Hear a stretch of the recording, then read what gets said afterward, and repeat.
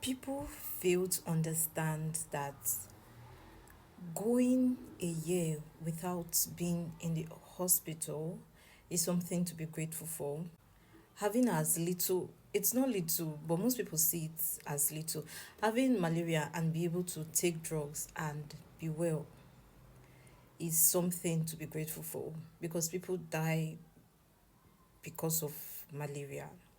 Having headache, having body pains, and resting, like taking a nap, or even taking a glass of water, or taking maybe drugs for the headache or the pain, and they go away, is something to be grateful for.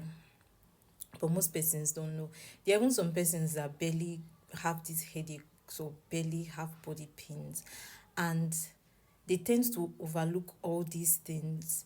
They see it as minimal. When one is sick, one discovers that most of the things you feel like you love doing, that project or that assignment or that particular thing that you always find yourself doing or even happy doing, you discover that at that period that you are in a state of ill health, when you're sick, you discover that all you think about is you just want to be fine. You discover sometimes save that most persons that feel like they have a lot of money, there's this kind of sickness that will hold them, and they discover that they do not have money, because at that particular time the body that they think they have, the rich that they think they are rich, is not able to pay their bills. That's why even sometimes you'd see that people then ask for support, ask for public support. And also there was something I heard.